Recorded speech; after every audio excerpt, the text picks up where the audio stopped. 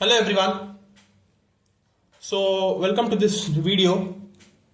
So module 2 of this subject microwave engineering and antenna theory is completed and all the topics I've covered it. Now there are few problems which I have not solved from module 2 that I'm going to cover in these two videos. Okay, so there are actually 4 problems to be solved where all 4 are of different kind of problems, and based on those problems same type of problem might be appearing for examination as well. Okay, so these 4 problems which I'm going to solve are very important ones. All of them are very important, so stay tuned. Do watch this video till the end, guys.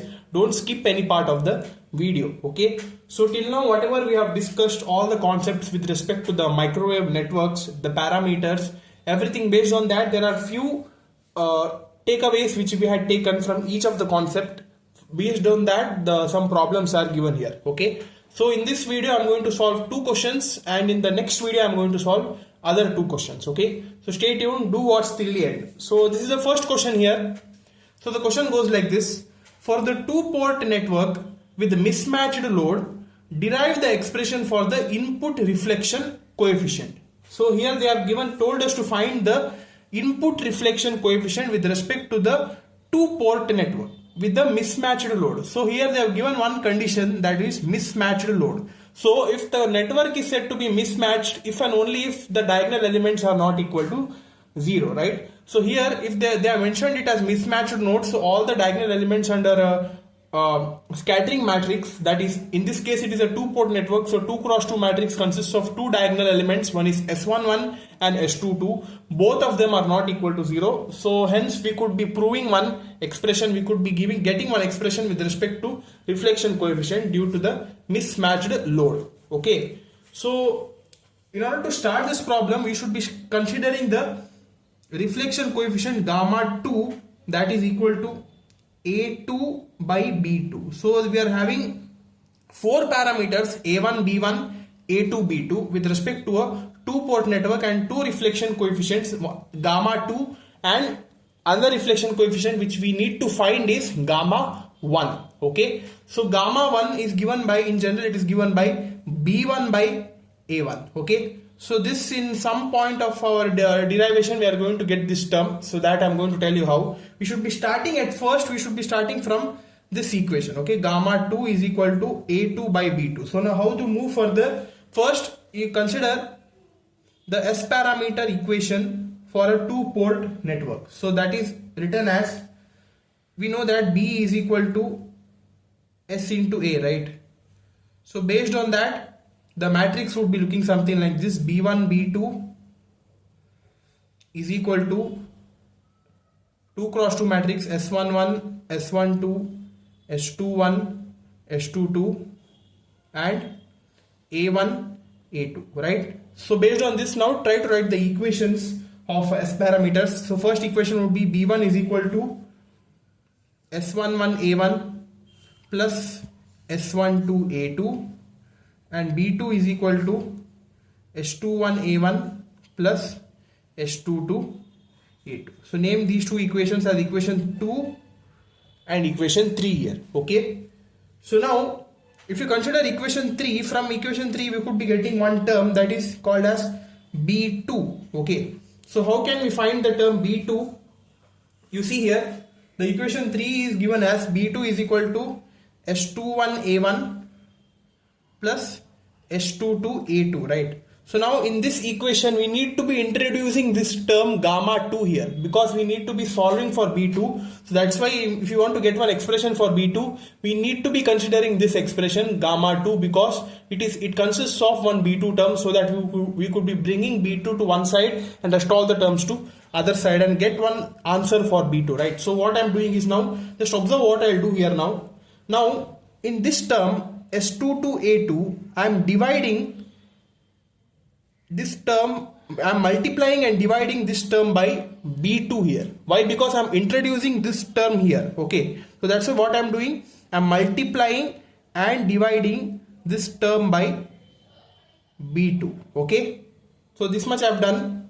Nothing much I have done. I have just added one B2 extra in the numerator and denominator. Okay, in this equation. Now what I will do, you see here, B2 is equal to S21A1 plus, so now we know that A2 by B2 is equal to gamma 2, and we have one B2 here, B2 S22 gamma 2. Okay, so now these two are B2 terms, bring it to one side, that is B2 minus B2 S22 gamma 2 is equal to S21A1. So here in this case B2 is common, take that outside, we are left with 1 minus S22 gamma 2 is equal to S21A1. So therefore what you would be getting our answer for B2 as S21A1 divided by 1 minus S22 gamma 2. So here this is the B2 answer we have got by just simplifying this equation 3 here. Okay, so name this equation whatever we got it as equation 4. Now what we need to be doing is substitute equation 4 in equation 2 here. Okay, so in order to get our input reflection coefficient we need to be doing this. Why I am doing this? Because in order to get our final answer for gamma 1, so I'll tell you how to do that. So first write equation 2 first, that is it is given by B1 is equal to S11A1 plus S12A2. Right, so here if you observe very carefully you could be thinking that there is no B2 term, right?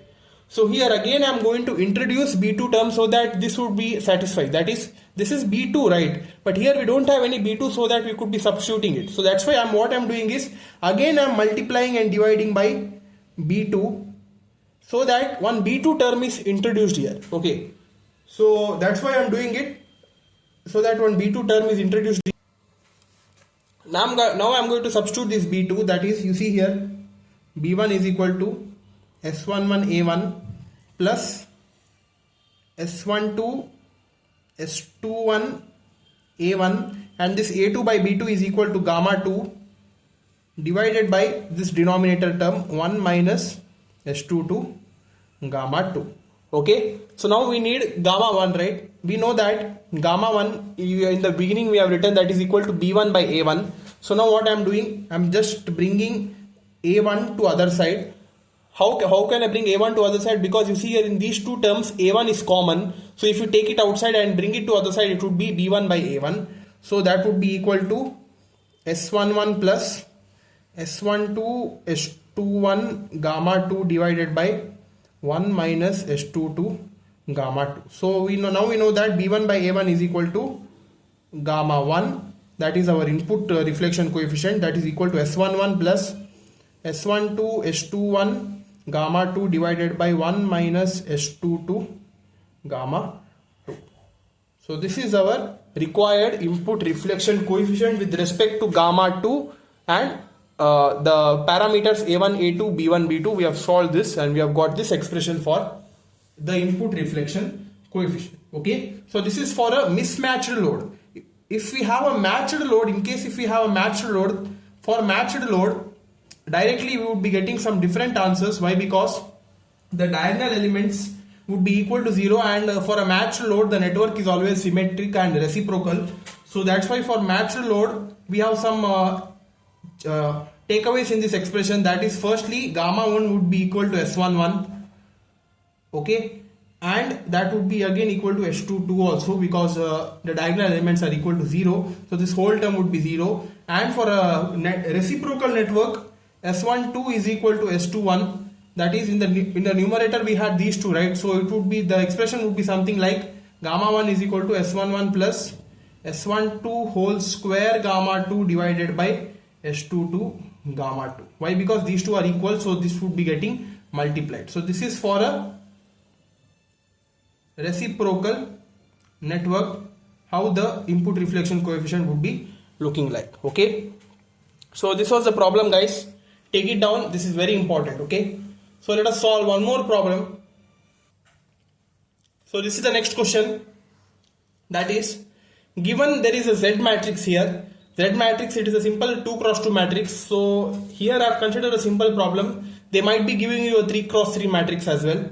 So based on that the problems would be asked. That is one problem I have kept this with respect to the symmetric matrix, scattering matrix property. So based on that one problem I have given it to you guys to find the S matrix. Okay, so they have given Z here and you should be finding the S matrix. So we have one property which we have discussed for this, that is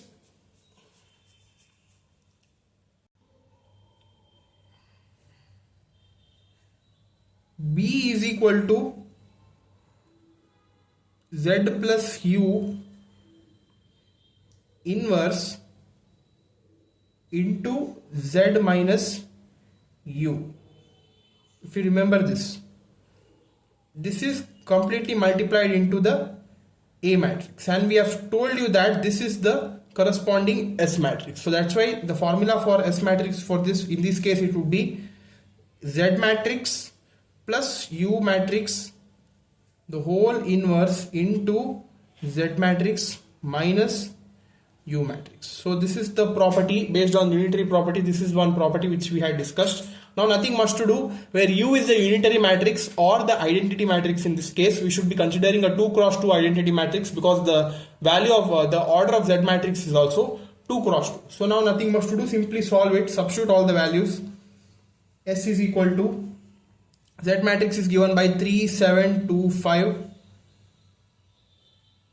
plus the U matrix 1, 0, 0, 1, okay, into Z minus, this is inverse, okay, and Z minus U, 3, 7, 2, 5 minus 1, 0, 0, 1, okay. So solve this now. S matrix would be equal to, so 3 plus 1 is 4, 7, 2 plus 0, 2, and 5 plus 1, 6. So this matrix is inverse multiplied by subtraction, 3 minus 1, 2, 7 minus 0, 7, 2 minus 0, 2, 5 minus 1, 4. Okay, so this is the simplification which you need to be doing. Now you see here, this is the inverse matrix here. So we know that any matrix inverse is given by adjoint of that matrix divided by determinant of that matrix, right? So the adjoint of the matrix, how can we write? Adjoint could be written by interchanging the diagonal elements and interchanging the signs of the non-diagonal elements, okay. That is, if we have 2, 7 here, it would be minus 2, minus 7, and if we have 4, 6 here, it would be 6, 4, okay. So this is in case of a 2 cross 2, but for a 3 cross 3 and all, we have a separate procedure to find adjoint of it, that is a bit lengthy. For 2 cross 2, we could be simply writing like this. So first find the determinant of this matrix, that is cross multiply 4 into 6 minus 7 into 2, that is equal to 24 minus 14, that is 10, okay. So now S matrix would be equal to, this is the determinant, I'll write it as 1 by 10, okay, because it would be in the denominator, into the adjoint, how I've told you, interchange the diagonal elements, this would be 6, 4, minus 2, minus 7, okay, into 2, 7, 2, 4. So now these are the two matrices which you need to be multiplying. So that would be equal to 1 by 10, you keep it as it is. So 6 into 2, 12, and 7 into 2, minus 7 into 2, that is minus 14. Then we have 6 into 7, 42, minus 7 into 4, minus 28, okay. So now minus 2 into 2, minus 4, 4 into 2, plus 8. Then we have minus 2, 7, that is minus 14, 4 into 4, plus 16. So it would be equal to 1 by 10 into 12 minus 14 is minus 2, 42 minus 28 is 14, that is, this is plus 4,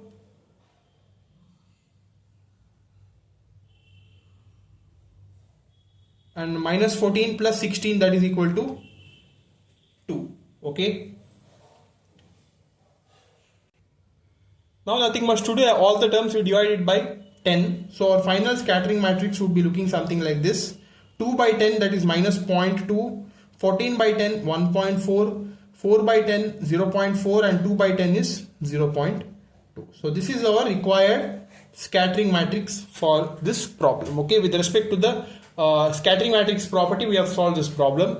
So like this, some simple problems they might be asking for the exam, okay. So mostly there are high chances that they would be asking a 2 cross 2 matrix only, because if they ask a 3 cross 3 Z matrix, then it would be a bit lengthy procedure, because to find the adjoint of A we need a lot of time. Okay, so for a 2 cross 2 matrix, easily you could be finding the adjoint of A, so that the inverse matrix could be solved, and easily the other steps also could be solved. Okay, so these were the two problems which I wanted to discuss with you guys. I hope you understood this, because these are very important ones. So there are other two problems which I'm going to solve in the next video, so stay tuned for that. Do watch it and subscribe to our channel. Keep supporting. Okay, like this video.